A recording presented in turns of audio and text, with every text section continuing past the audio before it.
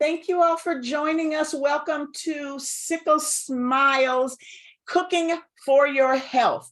I'm Ray Blaylock. I am the Executive Director of Sickle Cell Foundation of Minnesota. This is a community health and wellness activity. It is open to the public and the community. You do not have to have sickle cell disease to be here because we believe that good health and nutrition is needed no matter what. Whether you have a chronic condition or you don't, we know that there's a lot of inflammatory foods within the standard American diet, and we want to give alternatives to that through our cooking class. So SickleSMILE is about finding the fun and healthy things that make us smile and doing more of it. I want to give a special thank you to our partners and sponsors who help make this happen, Be the Match, Agios Pharmaceuticals, Children's Minnesota Sickle Cell Program, the Sickle Cell Data Collection Program through the Minnesota Department of Health, and of course, Sickle Cell Foundation of Minnesota.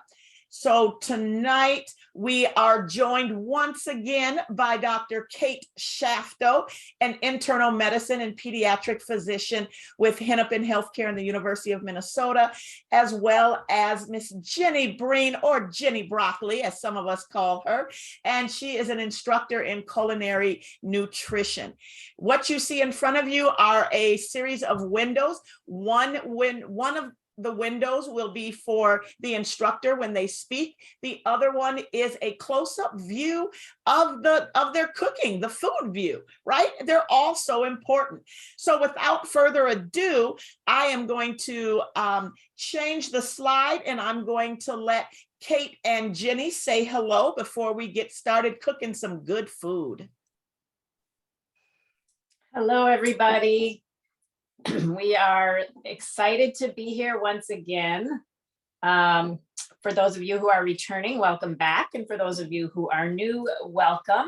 We are a culinary nutrition, food as medicine educator team. I'm Jenny Breen.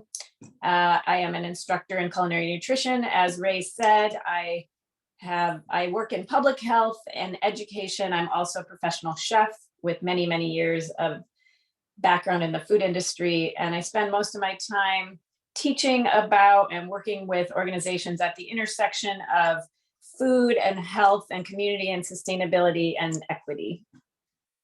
And I'm Kate Shafto. Good to be with you this evening. I'm a physician trained in internal medicine and in pediatrics, as well as a fellowship in integrative medicine, so a more holistic and lifestyle-oriented approach to healing. I work at Hennepin Healthcare in chronic pain, and that's how I ended up meeting Ray through a seminar that I did on integrative approaches to treating and caring for patients who have sickle cell who experience chronic pain. And Jenny and I teach through a variety of different avenues, and we love bringing the areas of food and health together in the kitchen. And so that's what we're going to be doing this evening. And a couple of core principles that we just want to review. We've done this with each of our sessions, but as a reminder, we believe that what is good for human health is good for the planet's health. Across the board, when we grow food in a way that's good for the earth, it ends up being really good for humans as well. And we not only recognize the modern science and such, the medicine that I was trained in, but there is an enormous amount of traditional wisdom concerning foodways that we respect and want to elevate and almost bring back in places where it's been lost or that it's been sleeping. And there's lots of evidence through these generations of cultural knowledge and practice to support these really wise foodways that we hope to demonstrate in some of our cooking and some of our teaching.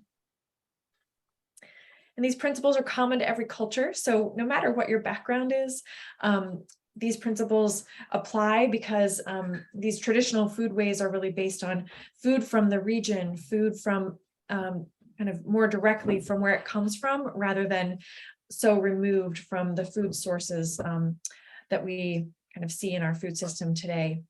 And we also acknowledge that we are privileged to have a lot of choices, and we've worked across cultures with many different organizations and cultures, both in this country and abroad, and really value the wisdom again and the perspectives of lots of different experiences in the world. Jenny, do you want to say some other things about our core principles that I missed?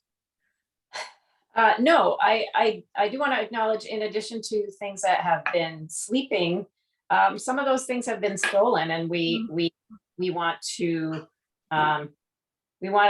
put them back at the center of health and well-being, where they should be, and just as Kate said, raise them up. So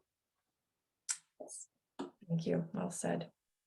what's on the menu? So yes, so today, and I have to say our timing is great, Yeah. because last week on this day, I think it was 92 degrees. So that would not have been a very fun soup day.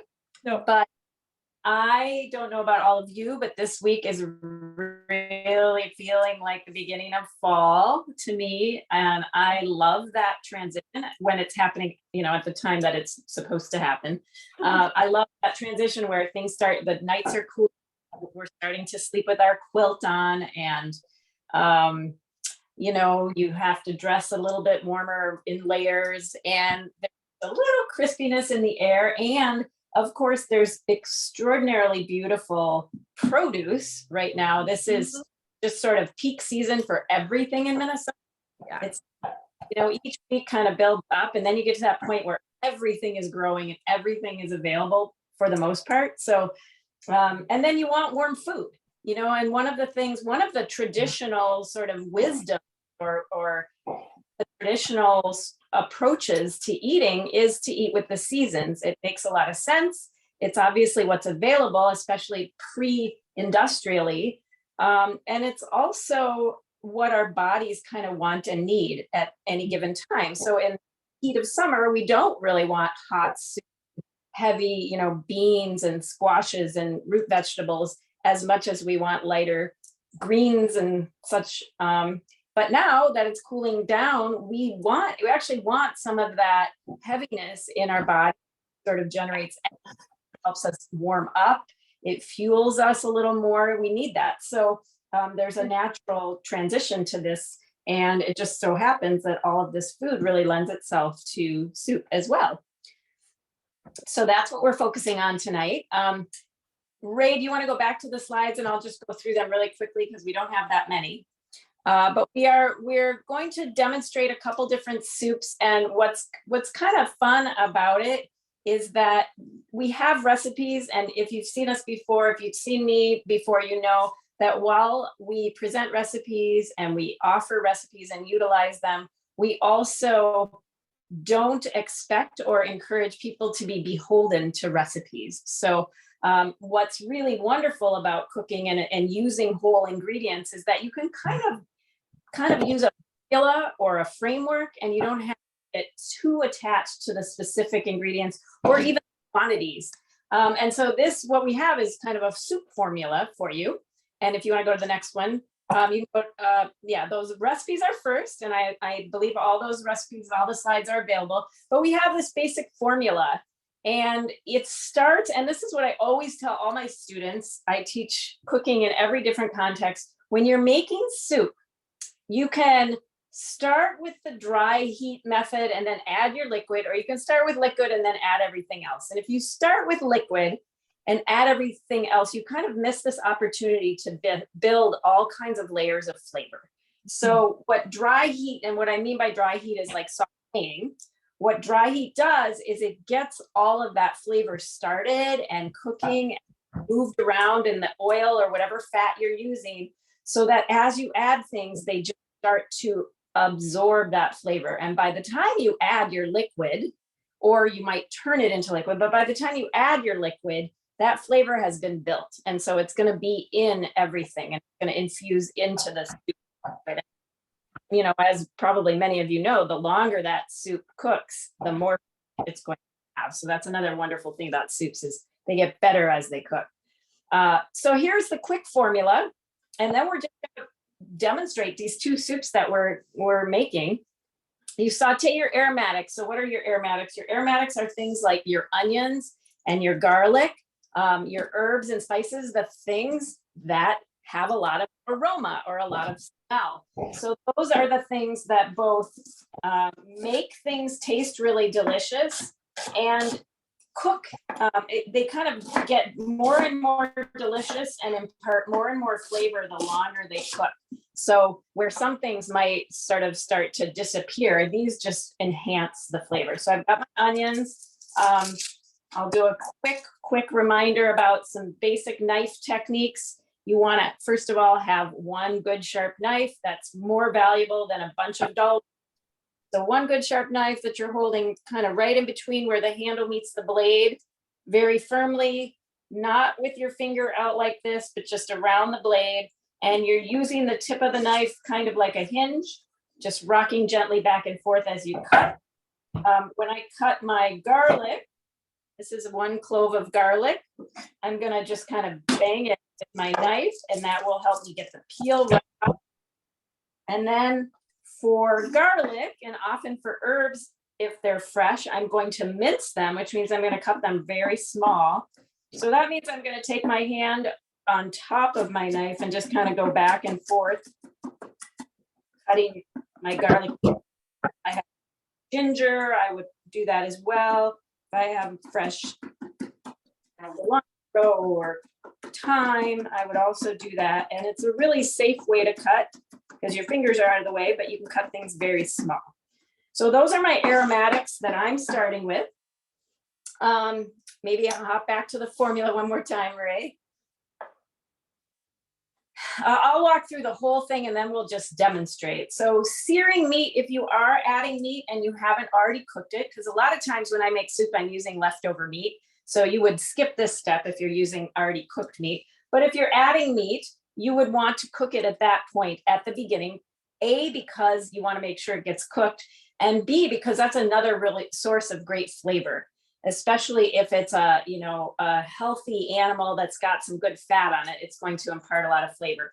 The other thing you can do is add your legumes at that point, and I mean the cooked legumes, because you wouldn't be able to cook your beans in time if you just added them at this point. So in the recipe, you'll see that I have black-eyed peas in here. I cooked them this morning, so they're already cooked. So my beans will go into my soup pot with the aromatics. And then the hearty veggies. And by hearty veggies, in this case, I'm talking about some of the root vegetables. So I've got sweet potato here, and then I have this beautiful delicata squash, which is one of the few squashes that you actually really don't need to peel. The peel is very, very thin and tender, a lot like a sweet potato. So I'm just gonna actually dice this up like my sweet potato and put it in with the peel on. Other hearty vegetables might be things more in the cabbage family, some of those things that can handle a little bit of cooking time. You always want to be thinking about texture and how long things are cooking, depending on the kind of soup you're making. You might wait to add certain ingredients. You're going to add your seasonings. So in addition, I'll probably add my spices right at the beginning with the onions because I really want them to get cooked in there. But you want to get your seasonings in there early again before you add your liquid. And then you're going to add your liquid, stock or broth or water. Honestly, a lot of people get worried when they see stock or broth on a recipe and they think, oh no, I don't have that. What should I do? Water is always an option, especially when you're adding all these other flavorful ingredients. Water is fine. On the other hand, we've talked about this before, but it's really, really easy to make stock by just hanging on to your your onion skins and your garlic skins. The aromatics, the other part of the aromatics can also create flavor. So that's a way to get more out of your vegetables. And if you don't use it tonight, you can put it in a container in your freezer or put it away for tomorrow. You're going to let that simmer. And then any quick cooking ingredients, for example, I've got some corn that I'm excited to put into this quote unquote chili. And I've got some collard greens from my garden. My garden is just overrun with collard greens. And these are going to go in towards the end because they don't really need to cook. Now, there are some traditions that simmer greens for a very long time, and that's one way to prepare them. But in this recipe and in soups in general, I like to add my quicker cooking vegetables towards the end so they don't disappear. Do you want to add anything to that, Kate? Thanks. Well, I'm just chopping over here. So I'm going to do a bit of a freestyle soup, kind of along that formula line. And so I've already chopped my garlic and some potatoes, some little potatoes that were nicely available at the farmer's market as well. And then separately, I'm also going to chop some sweet potatoes so that I can just roast them, because that's another fallish thing to do that I like with root vegetables. So that's what I'm working on over here. And I will say that my little freestyle soup came from a time when I was in Bolivia for a while, and there wasn't a lot of food readily available, already prepared. And so we were left to get ingredients at the farmer's market, or just the market, and figure out what to do with it. And so we came up with this potato, carrot, herb, garlic soup. We didn't have stock. And so we just used water, and it was absolutely delicious. So I agree with Jenny's comment about don't be intimidated by stock or broth, and don't spend a ton of money getting broth or stock from the grocery store, because it's sometimes not just broth or stock. It has more things in it that you don't necessarily want or need to pay for. And Jenny, could you go over the difference between broth and stock? I never remember. Yes, I always get confused, but stock is when you are leaving the vegetable, you're cooking all the ingredients in the liquid and you're leaving it in there. And broth is when you are cooking those things, drinking them out. You can still use those ingredients, but one is just more of a sort of soup style and one is a more of a clear liquid. Okay. Not really, kind of unimportant ultimately, unless fine dining establishment. Okay. Good. Good. Yeah. We won't worry about it then. Yeah. And I think as far as the roasted veggies go, do you want to just go run through that process we've done? Yeah, absolutely. So I love roasted vegetables, and Ray will have a very simple just instruction sheet, not really a recipe, but instructions on roasting vegetables. Good vegetables to roast are tough ones, like root vegetables, carrots, potatoes, sweet potatoes, even cauliflower, broccoli, cabbage I've roasted, and it's delicious. And the key to roasting is to make sure that your pieces are about the same size. So you can look on my food view, and I've got my beautiful sweet potato here with pretty much the same sized pieces. And then I'm going to toss these pieces in some oil, and olive oil is nice because it's liquid at room temperature, but you could use other oil or fat if you heated it just to get it liquid so that it mixes around and covers all of these pieces pretty evenly. Salt is another key ingredient, because salt through the heat of the oven and the oil, the salt helps to pull moisture out of the vegetable so that the starches caramelize, which makes them absolutely delicious, like candy. And that's about it. You could put other herbs, you could put other kind of powdered spices like cumin or turmeric, or if you had a garlic powder, you could use that. You could also put fresh chopped garlic in the midst. It's kind of a taster's choice, like a chef's choice when it comes to roasting vegetables. Lots and lots of possibilities. So I'm just heating up my oven, and then I'm going to finish chopping this last bit of sweet potato, use my olive oil. I like to make it fairly generous. I don't really measure, but I'd say somewhere in the neighborhood of a couple tablespoons, maybe a little more, depending on your quantity. So you can see I'm just mixing this up, and I'm going to get these in the oven fairly straight away so that they can roast. I usually put my oven at 375, anywhere between 375 and 400 is probably good, depending on your oven. And then you'll want to check it and kind of push the vegetables around a little bit. Roughly 30 to 40, maybe 45 minutes for sweet potatoes, because they're pretty tough. And you'd want to see the edges kind of pucker a little bit. And hopefully I'll be able to show you as my sweet potatoes are coming along, the different stages of the cooking process. So.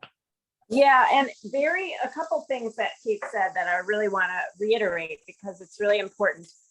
Don't be shy with the oil. And I say that with the sauteing as well, because we've talked about fat before, high quality, naturally occurring fats are incredibly important in our diets. They're very, very difficult to overconsume because they're satisfying and they're nourishing, and they really they create so much flavor that you don't need a lot.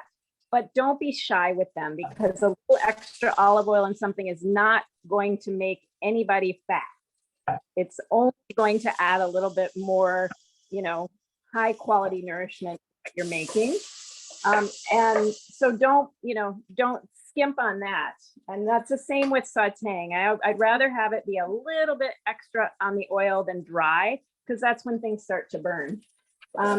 The other thing is that cutting the things in a consistent size is really important for roasting. It's also important in your soup. So I don't know if you can see this, but I have my pieces are pretty much the same size, because I want those to cook more or less at the same rate too. And so I don't want to have big chunks that aren't getting cooked and little tiny pieces that are mush or disappearing. I want them to sort of be consistent in how they cook. So almost all the time, whatever method we're using, we always want to think about consistency in our sizes so that we're getting consistent cook on it.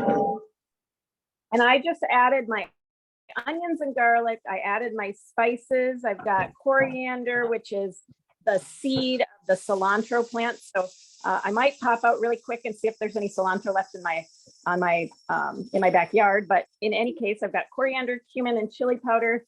And then I put my squash and my sweet potato. And then I've just got water. I actually don't even have stock on hand that's not frozen. So once that's all coated with oil and spices, I'm going to throw my water in and cover it and let those cook down until they're tender. So that's what I'm doing. The other thing I notice a lot that people can be shy about is heat.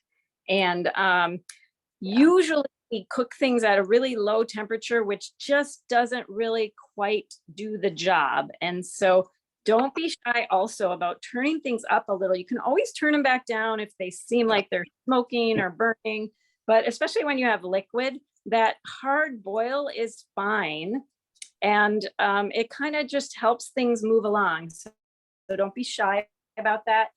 Sometimes when we're cooking and we're trying to get things not to stick, we turn the temperature down, and that actually causes things to stick because they just sit on the heat for a really long time, where if you have a higher heat, there actually is a little bit of a barrier created between the heat and the pan. So I know it's a little counterintuitive, but I walk around in classes and the burners up a lot.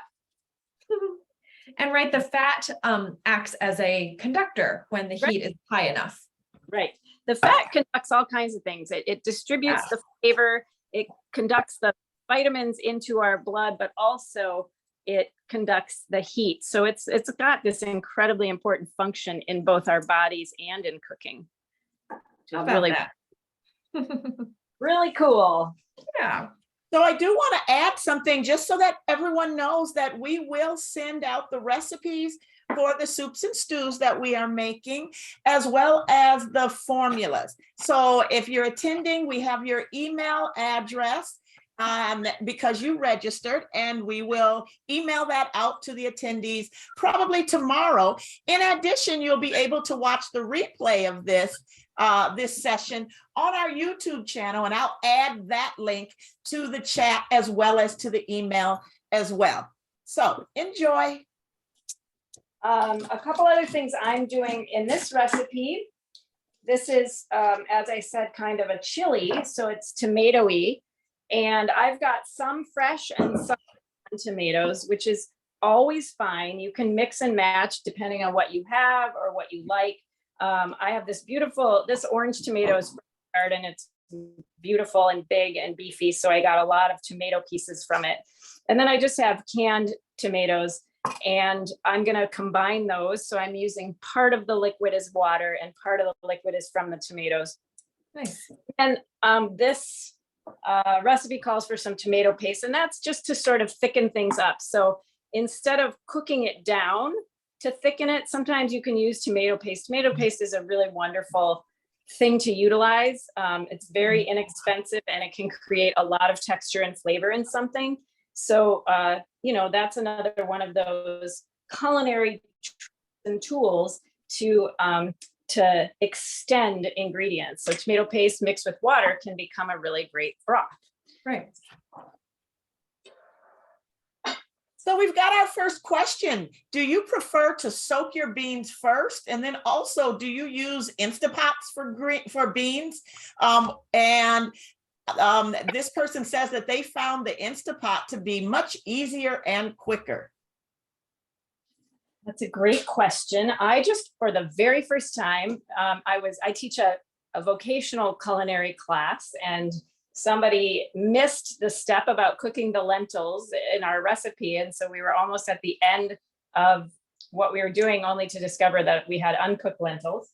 And we had an Instapot there. And so we threw them in and they cooked in 10 minutes and it was amazing. I do not actually own one. I own a crock pot from way back when, but I do understand the usefulness of them, because they're like a pressure cooker and a crock pot, and those two things can be really efficient. So absolutely, if you have one, that's a great way to, and you could make your whole soup in an Instapot or crock pot. This kind of bean soup lend itself really well to that. As far as soaking the beans, if I am on top of my game and I'm planning ahead, absolutely, it's a great way to speed up the cooking process. It's not necessary in terms of your health. It does help tenderize the beans more quickly, but you can cook them right from dry to the pot and they'll be fine. And I also don't have an Instapot, largely because I don't like appliances and I don't have a big kitchen. You might be able to tell from my little space here. So it's just an appliance that I don't want to have in my life. And sometimes I think ahead to soak beans also. I love having canned beans on hand. So that is not cheating in my book, no such thing. It's just smart. It's very affordable and can make a meal go a lot faster. And then for my soup tonight, I'm doing lentils. So when Jenny said, cook your beans first, I was like, oh, right. So I just put my lentils on the stove when Jenny started talking about the formula. And so lentils cook really quickly, even without an Instapot. And that's a nice option. I'm using some green lentils, and red lentils are in one of our other recipes, which they cook even faster. And so you don't have to cook those ahead of time. You can actually just cook them in the course of doing this dish, which is really, really delicious as well. Yeah, red lentils are they're cut in half, so they're really, really small. So they end up with more of a creamy texture, which is really delicious and wonderful. And that red lentil and squash dal is a way to them. But you could use any lentil in this as well. And that's kind of the fun I think about beans and legumes is while there may be a specific one named in a recipe, any of them are really delicious. So if I didn't have black-eyed peas, but I have, which I know I have a can of black beans in the cabinet, that would also be fine. If I had lentils, even red lentils, they would be delicious in this recipe. You know, my kids, I no longer have kids at home, which is incredibly different, but when they here, a can of beans. Oh, weird. Something.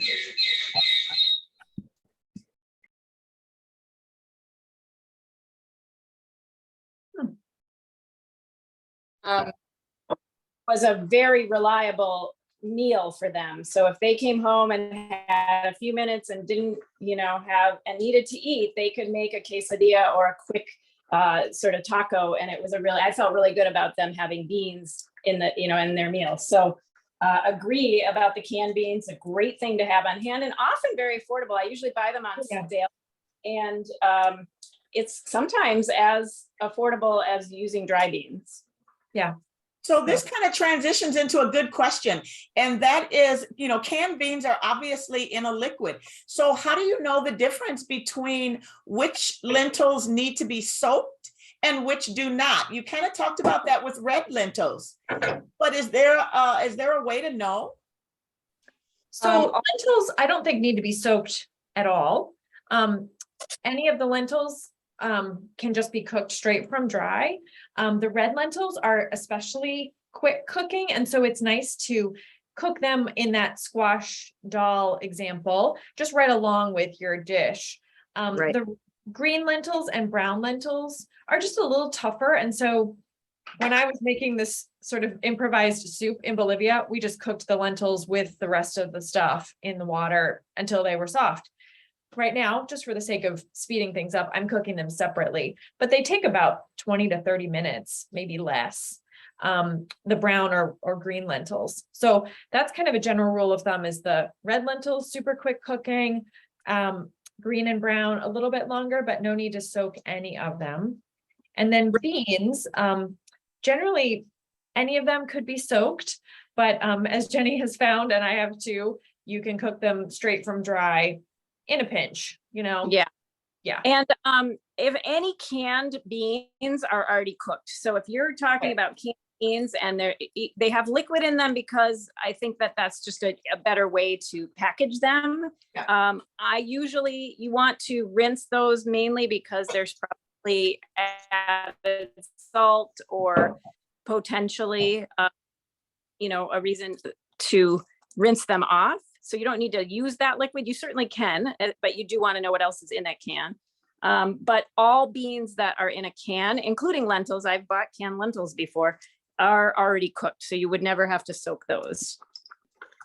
Excellent point to make. And so for those, and you're right, thank you for distinguishing between the beans and the lentils, because I don't know that we as a society often distinguish that. It's like they're all beans, or they're all lentils, right?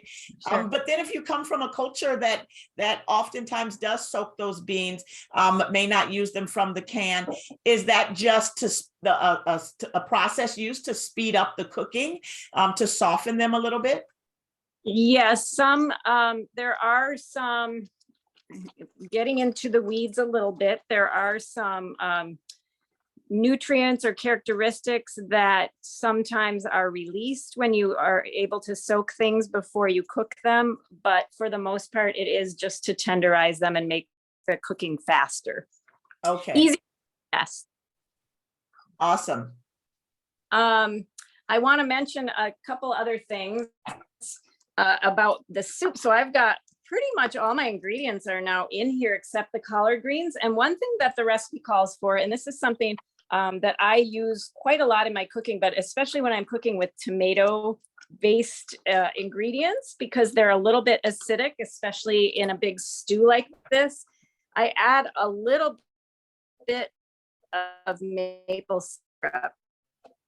And when I was a kid, my mom would put a little bit of sugar in her tomato sauce, something a little bit sweet, which will both add a little flavor. There's a little kiss of maple syrup in there, which is another fall flavor that I think goes beautifully with everything, but it also just cuts the acid just a little bit. And for me, I enjoy that slightly less acidic flavor.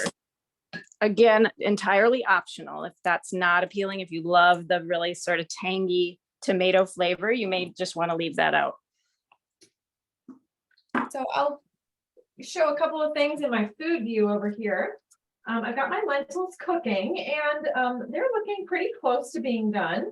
You don't need to wait until all the water is absorbed. I didn't really measure the water, so let's see. There you go.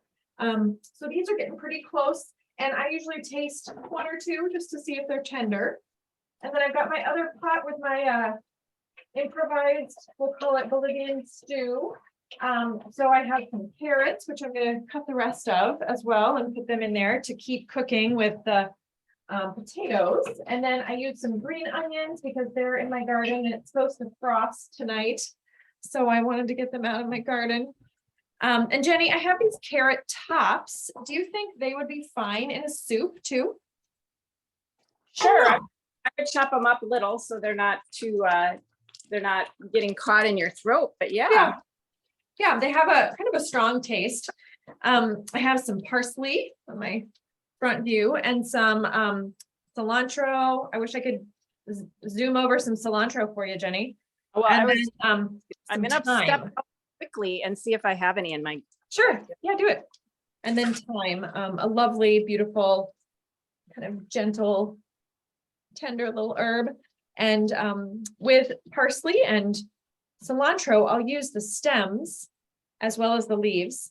With the thyme, the stems are pretty tough, so I'm not going to use the stems of my thyme. So I'm going to just kind of shuck off the little leaves.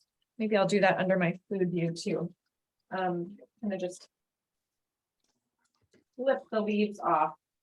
And you can cut them, or you could just put them right into the soup. Those are aromatic as well. And, Kate mentioning that those carrots greens is a great opportunity to talk about using parts of the vegetables that sometimes we don't realize we can use. So those are a great example of, and also any greens of any vegetables like beet greens or Yeah. all the green parts. I use all the green parts around the broccoli and the cauliflower. They're really delicious. They have a lot of flavor, and it's such a waste to throw them away. So Yep. Carrot top pesto is something Yeah, that is I just made some. pretty easy to make. Yep. And you can do it just with carrot tops, or you can do the carrot tops with other herbs. Mhm. So, just kind of play around with those things and realize that you can do a lot of things with them.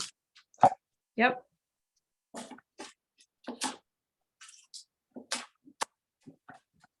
I'm throwing a lot of collard greens in because I love greens, but also because I have so many, and it just really makes this soup so beautiful to add that green color.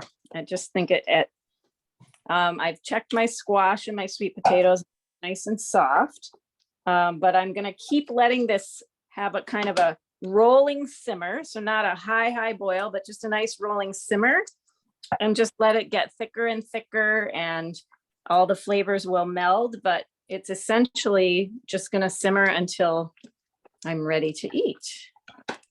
Jenny, you're using collard greens, I see. Whoops, let me turn my video on.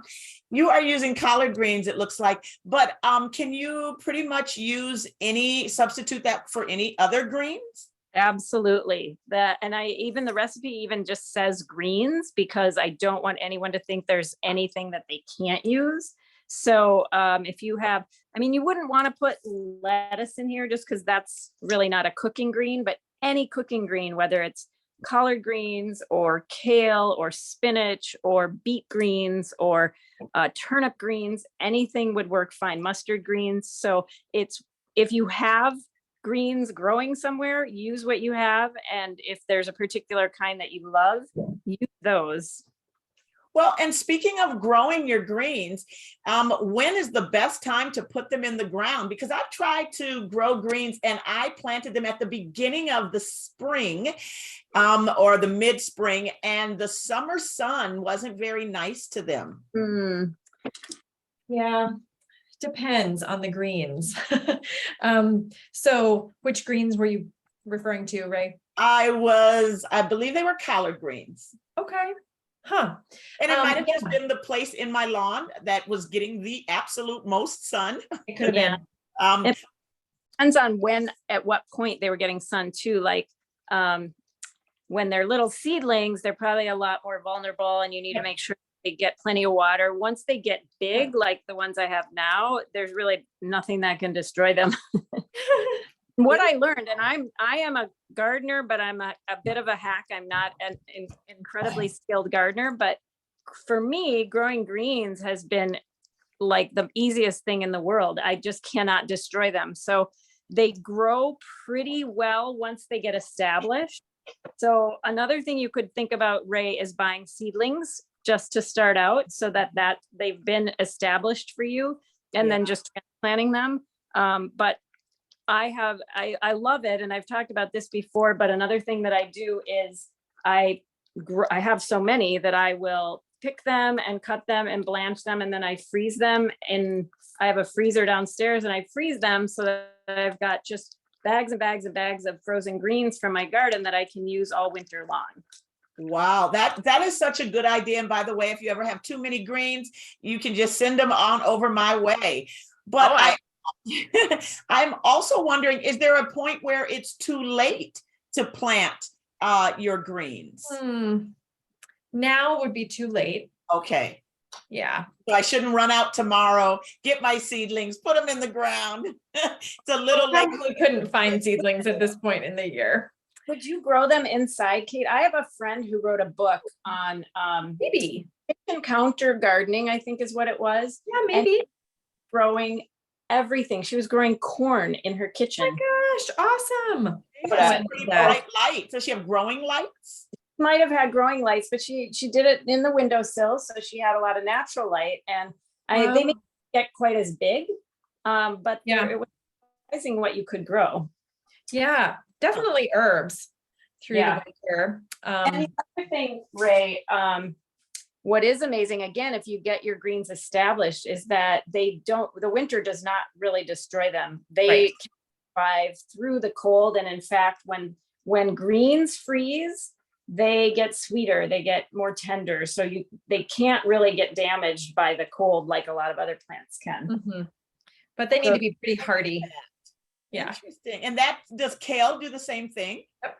Yep. Kale, the sort of the cabbage family. Lettuce obviously wouldn't, and spinach is maybe wouldn't. But Brussels sprouts and all the cabbages, they do great. Yeah. Very cool. I'm looking forward to a gardening and adding that to my garden next year. You can also go to the farmer's market because they have lots of greens that are still growing, and you could get some greens extra if you have the resources to do so, and save them, like chop them up and freeze them for the winter. Absolutely. And Jenny, would you say just a little bit more about the blanching process? How do you blanch? Sure, that's a great question. It is such a good thing to know how to do, because you can preserve many things just by using that technique. So blanching is basically immersing something in hot water, boiling water for just a moment. So you're kind of, you're partially cooking it, but you're not really cooking it all the way. You're just sort of cooking it enough to tenderize it and seal in the nutrients. And then so traditionally you would put it on ice, but often I will just put it under cold water. Somehow you stop the cooking so that it doesn't keep cooking and get softer or mushier or overcooked. So with greens, when I cut them up, we're talking about like 30 seconds. And I'll just do it in a kind of a deep skillet so that I don't have to use a huge amount of water. And then you just cool them. And once they're cool, you can put them, I usually just put them in a Ziploc freezer bag. I've got bags that I've been using for years. I just reuse them over and over until they're no longer usable. Because I can't, that's one of the challenges, of course, is there are some newer versions of containers that are not made with plastic. So if you can find those and use them, those are obviously really great. But that's all you do. And what that's doing, if you think about frozen vegetables, when you buy them, they have been blanched. And what that does is it both seals the nutrients in, but it also protects them from, it sort of also protects them from breaking down further in the freezer. So you're kind of holding them at this sweet spot. And then when you use them, you just don't need to cook them. So you want to remember they're already cooked. So with those greens, I would, throw them into the soup at the end, or I would throw them into a stir fry at the very end, because they just need to warm up. So quick interjection here, my sweet potatoes that look amazing. They do. So I'm going to cook them a little longer though, because they're not quite dry enough. So I want some of that moisture to be not there, so that it tells me that they're done. And also the edges and kind of a little bit of browning to indicate that they're caramelizing, so that they are going to be super delicious. So that was 20 minutes. Another mention is that you'll notice that Kate just has one layer on the pan, and that's really important too to get that beautiful caramelization. If you stack too much in a pan when you're roasting it, you'll get a lot of steaming that happens. And there's nothing wrong with that. You just won't get that beautiful caramelization that you get. So you really just want one single layer so that the heat can cover all the edges of whatever you're roasting. Yeah. And I'll show you my little pile of thyme that I've just pulled off of my, there we go, pulled off of the stems. And I save the stems and put that in my bag to make broth out of later. I'm just gonna chop these a little bit more finely and then put them in with my soup. And I didn't find cilantro out there, but I did find thyme also. So There you go. You know, and that's another thing, that's another place where you can be really flexible. So obviously there's kind of a flavor profile with the black-eyed pea chili recipe.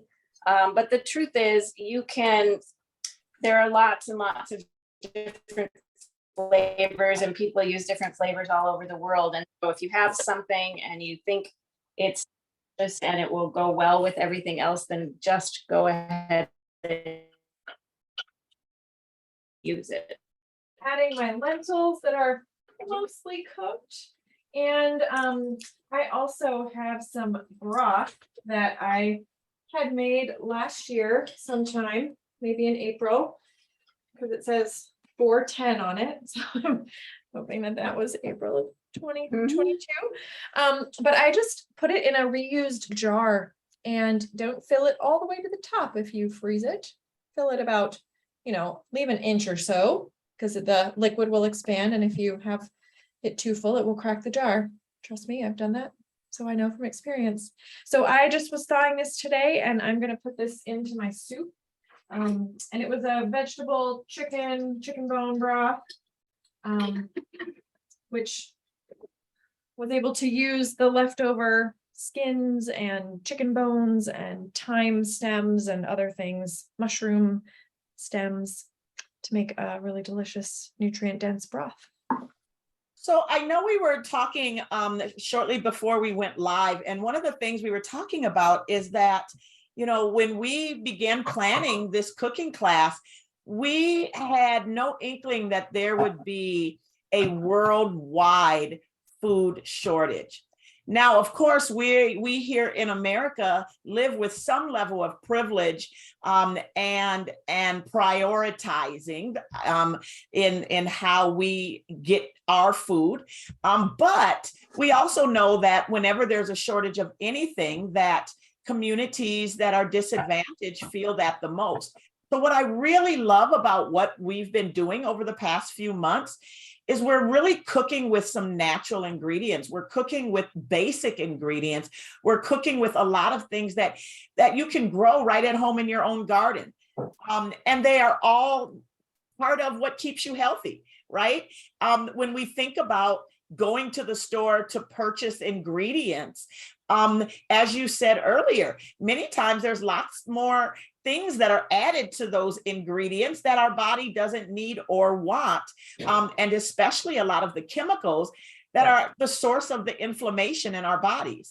And if you have sickle cell disease or many other conditions, that underlying inflammation actually makes it worse. So I love that we are using things that can grow right in your own backyard. I mean, how great is that? And it's very, very affordable. And I do believe that we are yet again embarking upon a time that these types of skills and growing skills will be very much necessary and will be cost saving. Yeah. And also just make a plug for those who don't have immediate access to growing space right outside your door, which I realize is a privilege as well. Not everyone is able to own a home or have a living space that accommodates that. But there are numerous community gardens. And Ray was saying too, you kind of have to work to not find one. If you really are aware, do a little bit of investigation, ask around, but there are community gardens all over the metro area for sure. If people are tuning in from surrounding communities, I suspect there are in your communities too. And that could be a wonderful way to connect with people who are already growing food, get your own hands in the dirt. And even I just noticed at the University of Minnesota, so the East Bank campus, I was there the other day, they have a garden now in a place that used to just be cement. And it had a little sign that said, please harvest. And it looked like no one had been harvesting. And so if anybody lives near the U of M, go to the East Bank near the Mayo building and like the Deal Hall and some other, it's like in a courtyard area, and harvest, because that food is looking for a home. Oh, I'm there. Right? I am there. How fantastic is that? It occurs to me, I mean, there's a number of things I'd love to comment on. You said so many different things, Ray, that pertain to some of the bigger food systems conversations that Kate and I also have with our students, and that I have also with students, and is that while it's true, there are global food shortages. A lot of these things aren't really new. They're just things that we're suddenly aware of, both globally and also locally. There has been inequities around who has access to food and how much food is available to whom for a really long time. Absolutely. And some of that is because of Jenny, you're muted. Sorry. The climate and that. Oh, really? Well, it just cut out. Maybe you weren't muted. Sorry, but you were cut out for a second. You know what I'm going to do? I'm going to turn on my other. There you go. Yeah, it's okay. It's been a little bit staticky throughout the show. Woo. Just for now, that might be a better connection. We're live. You can tell. I like live because it reminds us all that we're human and that there is no perfection, and we all do our best. It's just real. It's just all real. I'm turning my phone off. Can you hear me now? Yes. Okay, I'm turning my phone off because I think it's causing some problems. Yeah, that's good.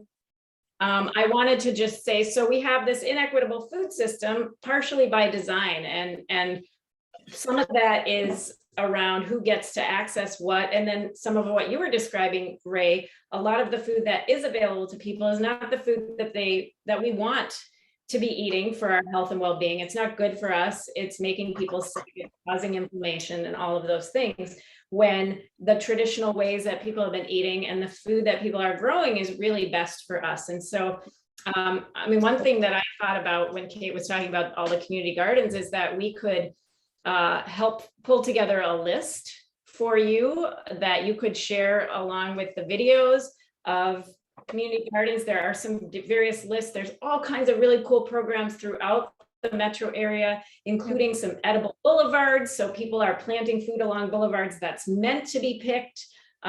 So there are people all over our communities really trying to change this issue of lack of access, even for folks who may not have a lot of money to spend on fresh produce at the grocery store. There's other ways that we're trying to make it available. So just really important to make sure that you're tapping into those resources. I don't know if anyone from the Meal Box program that I work on is tuned in tonight, but I participate in a program where we put fresh produce and pantry ingredients and recipes in boxes, and it gets distributed to people all over the metro also through some various organizations. So we would love that list. That would be incredible. And then we can make sure we send it out to attendees, but we can also list it on the YouTube channel that describes the video.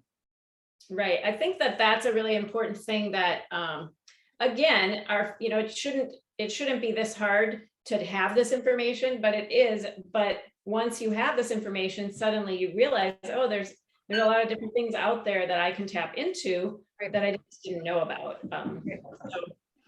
And same with farmers markets. Farmers markets are still going on into October, and there are winter markets also. And you may think, wait a second, what grows in Minnesota in the winter? Well, you'd be amazed. Farmers are really resourceful people, And there are ways to, as we say, extend the growing season. So having a high tunnel or a greenhouse where growing can still happen. But then there's also storage crops like potatoes and beets and carrots and cabbage and sweet potatoes and squash. Those are all storage crops, onions, so they store. So farmers are going to be storing these in the ways that each of those crops need to be stored so that they can be sold throughout the winter season, even when they aren't growing them actively. So yeah, if you keep live that in in mind. Minneapolis, like we both do, it's possible that your house has a root cellar in it, Yeah. which we call basements now, but many people for very long had storage crops because that's what they use throughout the winter, and especially in a place like Minnesota where it's long. You need a way to store your food, and those crops really do well in storage. If it's a 40 or 50 degree space, they will last. So that's another thing you can do. And as Kate mentioned, farmers markets are a very affordable place to buy product. If you use SNAP, there are incredible opportunities to triple your SNAP dollars. Every week you can spend up to $10 in SNAP and get $20 more to use at the markets to buy farmers market products and produce. So now is a great time to go to a farmer's market and really stock up and store some of those things, and blanch and freeze, or make big batches of chili and put it in your freezer, or find ways to take advantage of the produce that is available now because it won't be available in January.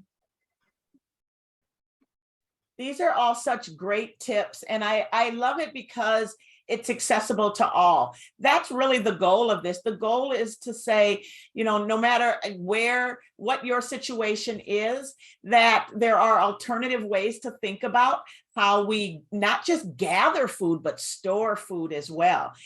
Because food storage is going to be important. I never learned how to can. I want to learn how to can, and maybe next season we can do some canning. That would be super fun. But these are all things that I think not only are they helpful to us now, but I'll be honest, these are the things I didn't listen to my grandparents about. I didn't listen to my older aunties about. And these are things that can be passed down and passed along very much within tradition. And tradition is so important. Food as tradition and food sharing, we talked about it a couple of sessions ago, how valuable that is to building community. Yes, for sure.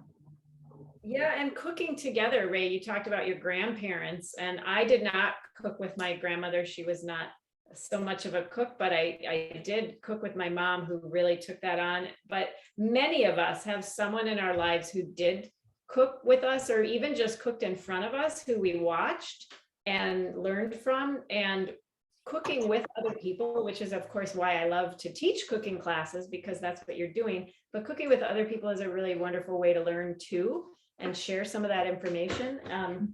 So while we are still virtual in this course, we are still cooking together too, number one, but at some point, I'm hopeful that we can also have some time together in person, and we can do things like canning and other things that are really just a communal event anyway. Right. I agree. And, many don't know that originally this was planned to be an in-person cooking class. But because of the pandemic and some of the different waves that we were seeing, we felt like, we wanted to maintain the safety for those who may have vulnerable health conditions. But I too am looking forward to doing this in person. And we have some great potential places that we can do this across the Twin Cities, so that it's not just in Minneapolis or just in St. Paul, but we will be looking at ways that we can maybe go back and forth so that it's easily accessible to people in both major cities. And we know we don't want to forget about those who are more rural. And so we'll also be looking at ways to do it in a more hybrid fashion, so that others who can't come in person can still share in the experience. So I noticed Kate is testing her. My chili. soup is really good, really good. I'm not sure if my potatoes are all the way done, so I'm gonna test those out too. But my sweet potatoes, ooh, so a fork is a nice option. Oh my gosh, they're really good. The carrots are soft. There are my sweet potatoes. Yum. Well, I tasted mine and it's pretty yummy too. And that's another thing when you're cooking, of course, Oh. I tell my students this all the time because they'll put something in front of me and I'll say, did you taste it? And they'll say, no. Why don't you taste it and see if you think it needs any adjustments before I taste it? So before I stir these around, if you can see, I don't know if you can see well enough to see that they're a little more dry than last time, like not quite as shiny. So that's good. They're getting there. I might put them in just a little bit longer because it's probably gonna just make them even better. And all I did was put salt, pepper, and olive oil on this. And they're gonna be amazing and they're gonna taste like candy. There's a reason they're called sweet potatoes. And yeah, that's a good one because I have many students who, for all of those traditional meals have sweet potatoes with brown sugar on them or squash with brown sugar on them. And I always say, just try it once without it and see how it is because they're so sweet already. Yeah. They really don't need sugar. Yeah. I mean, a little butter is pretty yummy. But those are some really funny, sort of interesting traditions that we can just sort of say that's a place that's really easy to take the sugar out because that food is naturally so sweet. And the carrot tops worked really well. Oh, good. Yeah, they don't taste as, when you eat them raw, they're a little bit, I don't know, tangy, sharp, strong, but they mellowed nicely and they're just like a green. And that's, keep that in mind as well, that raw and cooked are really different flavors. Usually cooking things mellows the flavor out some. So if something, and a lot of people taste kale or collards and think they're really, really bitter, but cooking them softens them and it also kind of softens that bitterness. Yep. And the recipe that I gave Ray for the roasted vegetables also has sauteed greens. Those are kind of my two staples I give to almost every patient that I work with so that you just have something to do to cook vegetables. So you know how to cook vegetables. And sauteing greens, often if you like onions and garlic, or just even onions, thanks, Ray. I like to put an onion and kind of get that aromatic, same principle as with the stew or soup principles that Jenny shared. Getting the aromatics going first with some oil in the pan, make sure it's hot, then some onion, even garlic if you want, and then adding your greens and steaming them just a little bit of salt and pepper, super quick and easy, and brings out some of that sweetness even with the onion alongside of the greens. And green onions work just fine too. Or leeks. I've got leeks in my garden. I was thinking of pulling one up, but I didn't get to it. So any of those kind of onion family can be a substitute for a round storage onion too. Any major difference between leeks and traditional onions as we think about them? Texture mainly. Okay. Yeah, flavor. I think that leeks are a little milder and a little, they're really creamy almost. creamy. Yes, exactly. They're creamy, which is why they're so popular in like a soup, a potato leek soup or something, because they really create this creaminess. Still have some flavor, but it's not a strong oniony flavor. I love it. And let me say this, like I didn't grow up with knowledge of all of these different vegetables. Yeah. And I didn't either. I did not, like we had corn and green beans. Like yeah. Peas maybe. That was what was common. So it's really been enlightening to me in my adult years to really just kind of discover for the first time. I mean, now I'm 50, so I've tasted lots of different things since my childhood, but it's been an adventure nonetheless. And that's what's fun. And then if you ever have the opportunity to travel outside of the US, there's that many more. Right. That are available to you and that are very common in other cultures that we have not yet really explored fully here in North America. Mhm, mhm. So lots of fun things to do with food. I love it. And Ray, I would say, kudos to you for being open to trying things, because Yes. when we aren't exposed to things, a lot of times we are not very comfortable trying new things. And so I meet a lot of adults who haven't tried much beyond what they were exposed to. Mhm. And there are some really incredibly delicious things, and also obviously very nutritious things. And so the more we are willing to just try something, and I have students all the time who say, I don't like that. And I'll say, well, have you ever had it? And they'll say no. Because they're just pretty sure they don't, because they've never did, or because the one time they had it, they didn't like it, and we've all had things prepared in a way that wasn't so delicious. So give things a try, be really open. There are so many delicious ways to have especially vegetables, which are so, so, so good for you. Mhm. Well, Mhm. I'll also add the value of introducing new foods to kids when they're younger. Yeah. Before they've decided that they want all the sugar, salt, all of the flavors that are given to us in the standard American diet that are full of chemicals. Because my son is 26 now. He loved broccoli. So when I was introducing new vegetables to him, one of the things that I introduced was cauliflower. And I fibbed a little. I told him that it was white broccoli. Sure. And he loved it. And That's to this awesome. day, now he knows it's cauliflower, Oh, but he loves his white broccoli. awesome. I love that. I think that's great. And I think my kids also loved broccoli. And so I gave them broccoli all the time, because if you find something that they like, why not? We also, I think as parents, often we feel a lot of pressure to get really creative or do something different every day, or, really do something very elaborate. And I literally steamed broccoli for my kids almost every day, because they ate it every day. And I knew that it was so good for them.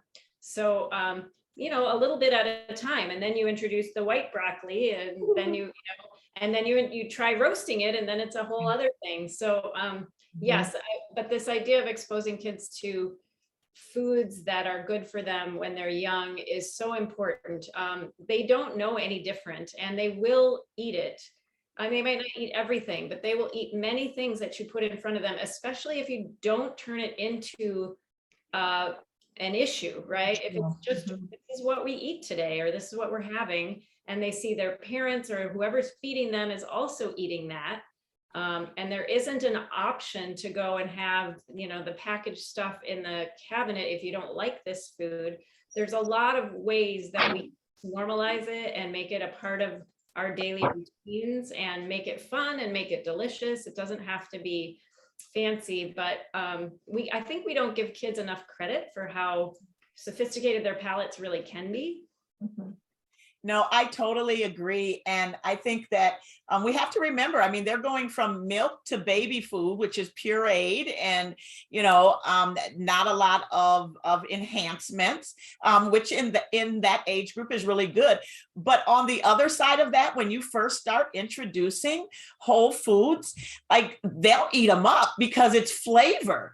And they don't think about what they don't like, because all of this is new to them, and it's like new to their palate. So I love that you said they actually do have a sophisticated palate. Doesn't mean give them, steak, but it does mean that they can taste those profiles in many of the fruits and vegetables that we give them, that we no longer can taste, because our palate, we've played with our palates a lot over the years. Yeah, they can taste when something tastes good, and they can taste when you made it. I really believe this. It sounds very corny, but I really believe they can taste, the love in the food. We can taste that. That's a component of deliciousness, Absolutely. Right? Yes. It's the difference between, going to a fast food restaurant or going to a diner, right? Where they're actually cooking from scratch, I love to go to diners in small towns if I'm traveling and driving through, because you'll get these incredible flavors because it is cooked homemade. It's cooked from scratch. Yeah. Well, my beans, I don't have my phone camera on anymore, but my chili has gotten really beautiful and thick, and Can you lift a spoonful? It looks amazing.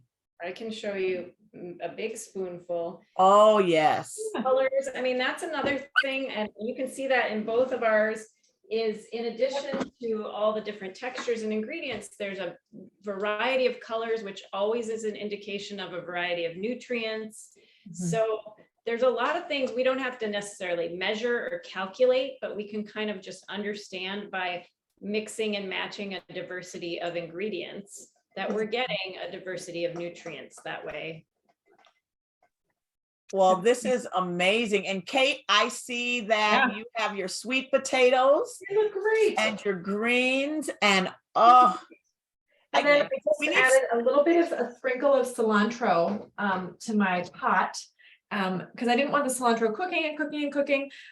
It's fine too. It'll taste fine, but I just like the splash of green in my soup pot. So yeah, I'm looking forward to this. And I have some leftover chicken, which I think I'll chop up and put into my lentil vegetable soup as well. So very versatile. Yeah. Well, this is awesome. I know we're winding down, but I really want to make sure that people know that we will be sending out an email to all of the attendees with the recipes for tonight, as well as kind of the soup and stew cheat sheets, if you will. That we learned some incredible tips and tricks around soups and stews. I can't wait to try it. The season is upon us. This is the perfect time because it's a comfort food, right? And then again, we will upload this video to YouTube once the recording is finalized. So sometime tomorrow you should see it. And we thank you for coming. We hope that you'll come back. I see a few names that we recognize. I do want to make sure that we once again say thank you to our special guests and nutritionists extraordinaires. So Dr. Kate Shafto and Jenny Broccoli Breen. If you would like to, as I said, view this session in an on-demand way on our YouTube, there's our link there. You can go to our website to learn more about Sickle Cell Foundation of Minnesota and all of the various activities and events that we do. You can find us on social media on Facebook, Instagram, Twitter, and LinkedIn. Now, if you would like a more in-depth discussion about nutrition, and though it says sickle cell and nutrition, this is really any condition that has an underlying inflammatory process, so that many can benefit from this video. It is on our YouTube channel as well. And then sign up for our future classes. They are monthly. Now, the holidays are upon us. There's going to be a little bit of date shifts that will happen just so that we don't interrupt your time with family, because we know how important that is. And then last but not least, I never shy away from the opportunity to remind people about the blood shortage that is currently happening. Many individuals with lifelong chronic conditions require blood, and it is life or death. And so I encourage everyone, no matter who you are, if you donate even one time more than you donated last year, you are saving at least 3 more lives. If you didn't donate at all, guess what? You're more than doubling what you did last year. So I encourage you all, if you really want to lend a hand, lend an arm, you can go to American Red Cross or Memorial Blood Centers. Both of those are here in Minnesota. And then the same holds true with Be the Match for many with underlying conditions, sickle cell disease being one of those. A stem cell transplant or bone marrow transplant could be a cure. And we need more individuals, particularly more diverse, ethnically diverse individuals to join the registry. So we invite you to do so at bethematch.org. And then last but not least, we are a patient advocacy organization. So it is very important that we give a voice to the voiceless.